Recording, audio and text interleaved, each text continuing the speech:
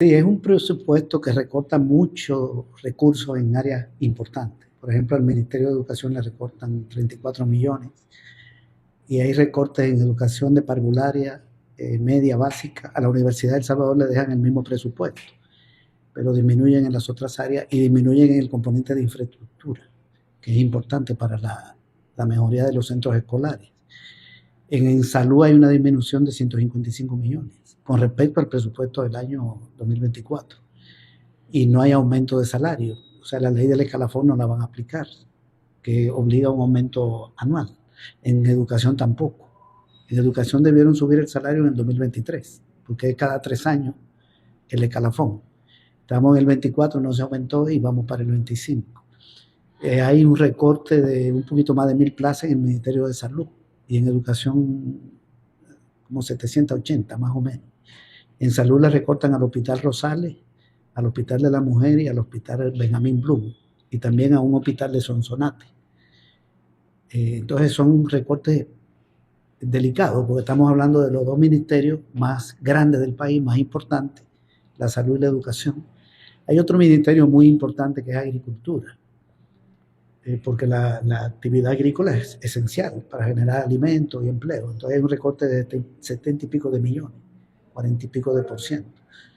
En fin, el país tiene 16 ministerios y le recortan dinero a 14. Solo aumenta el presupuesto del Ministerio de Defensa en 50 y pico de millones de dólares y también el del Ministerio de Hacienda. Esos son los únicos que tienen.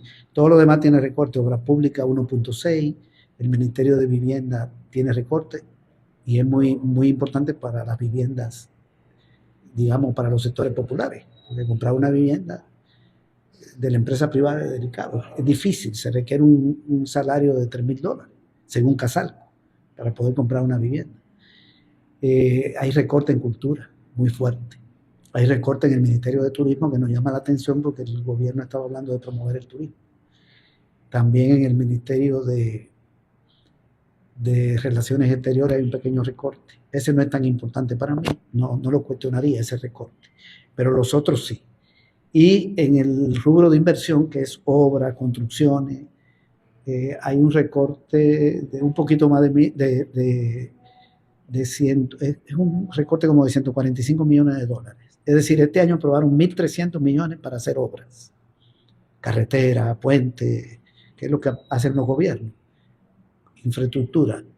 Y el año que viene les recortan 140 y pico de millones a ese fondo, pero además este año no lo van a ejecutar. Porque cuando vimos la información de la ejecución financiera de los primeros 6 meses, habían invertido 100 millones, 99 millones de 1.300 en 6 meses. O sea que en el año no van a llegar ni a 300. Y para colmo viene un recorte. También hay recorte a la Fiscalía, a la Procuraduría General de la República, a la de Derechos Humanos, al Tribunal de Ética Gubernamental. Pero me llama la atención 2 aumentos. El de la Fuerza Armada. Yo estaría de acuerdo con el aumento en la seguridad pública, pero a la seguridad pública le recortan 46 millones al ministerio y a la Fuerza Armada le aumentan un poquito más de 50. No entiendo el aumento al Ministerio de Defensa, porque la labor de seguridad la tiene la policía. Y el otro aumento es en la oficina de la presidencia. Hay un aumento de más de 20 millones de dólares para la presidencia. Entonces me parece que con esa estructura no es positiva, porque está golpeando las áreas sociales, las áreas económicas por el lado de la infraestructura y por el lado de agricultura, y está aumentando el gasto de la presidencia y el gasto de los militares. Yo hubiera agarrado ese dinero y lo muevo para agricultura, lo muevo para salud.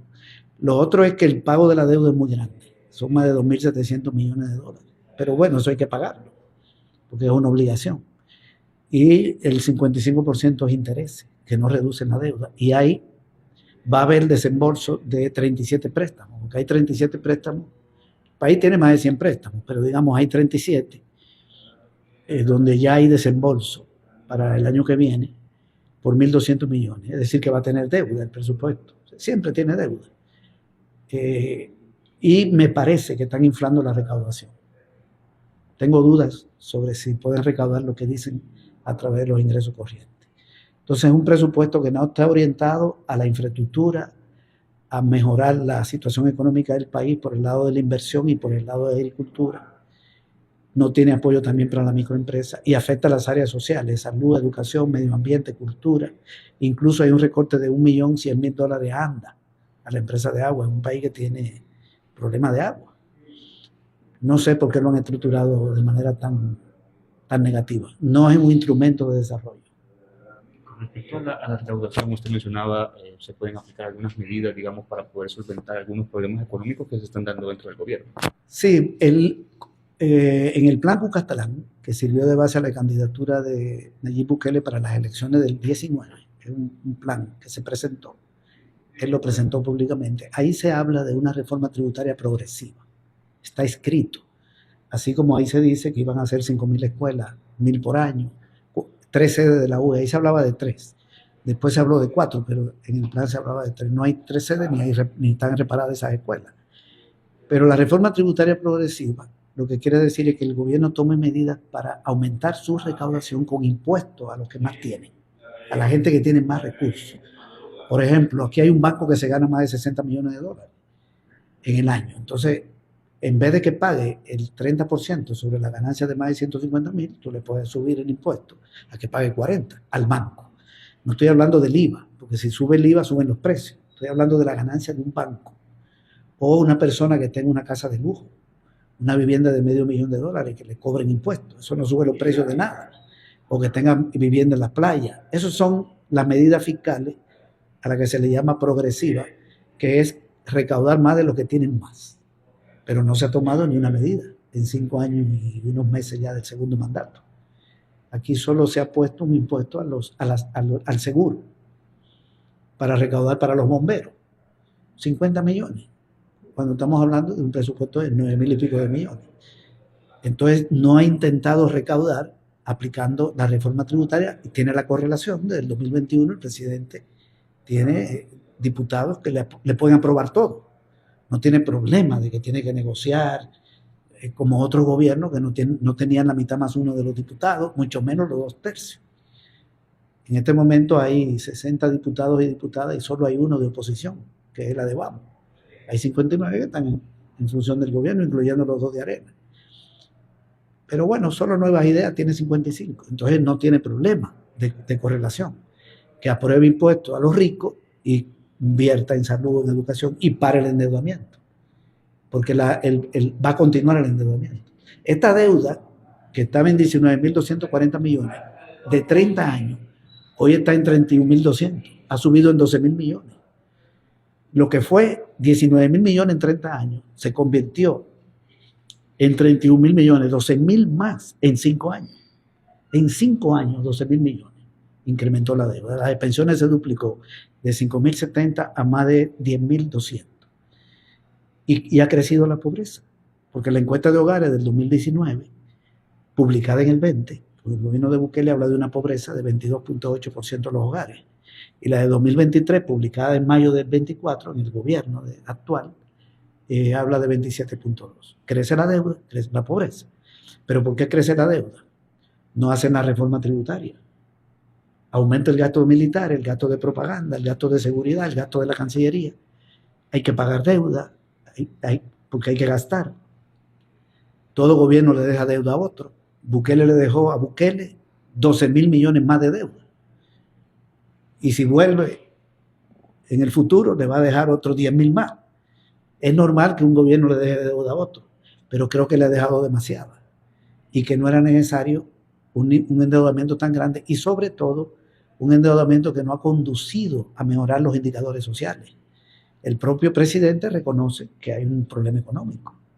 Dijo: la economía está enferma y vamos a tomar una medicina amarga. ¿Cuál es la medicina amarga? Van a despedir 11.000 empleados públicos según este presupuesto. Solo en salud un poco más de 1.000, en educación más de 700. Entonces, el problema está en la política económica, la política fiscal. En ese caso, pero entonces un recorte masivo en cada institución pública para poder solventar con ese presupuesto. Sí, yo hasta ahora revisé lo de educación y salud y entre los dos son como 2.000 plazas, pero son 11.000. Según lo que he estado viendo, son 11.000 las plazas que se van a eliminar en el gobierno. Pero además está todos esos recortes en la inversión en salud, en educación, en agua, en agricultura. Y sigue la deuda, porque vienen 1.200 millones, solo en el presupuesto. Pero además, la Asamblea Legislativa aprobó hace unos días 485 millones más de deuda, que se la van a incorporar a ese presupuesto, que es para hacer unos cables submarinos de la Corporación Andina de Fomento.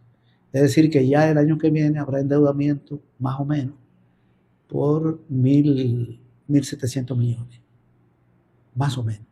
Entonces, ¿de qué estamos hablando? No se puede decir que este presupuesto entonces va a ser financiado directamente solo no sin financiamiento externo, sería. No, lo que dijo Bukele fue que los gastos corrientes no iban a tener deuda, no el presupuesto.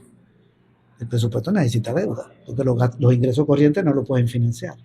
Entonces lo que hicieron fue que con los ingresos corrientes financian los gastos corrientes, pero la deuda es para gastos de capital, que es o inversión, y para otras obligaciones, aunque siempre hay gasto corriente, porque de un préstamo también se pagan salarios. Si usted trabaja en el Ministerio de Salud y hay un préstamo, de ahí se compran medicina, eso es gasto corriente. Lo que pasa es que lo movieron, es una movida técnica, pero sí, el financiamiento es alto, 1.200 millones. Y de cada $100 del presupuesto, 30 para pagar deuda, 2.780 y pico, creo que son. De un presupuesto de 9.000, no llega a 9.663, algo así. Lo veo muy mal diseñado. Yo creo que hay la correlación suficiente para hacer un cambio en la estructura tributaria y diseñar un presupuesto con una orientación social y frenar el endeudamiento. Cuando digo frenar, no es que no haya deuda, eso es mentira. Siempre se necesita uno que otro financiamiento. El problema está en el nivel de endeudamiento y si eso impacta en la mejoría de los niveles de vida.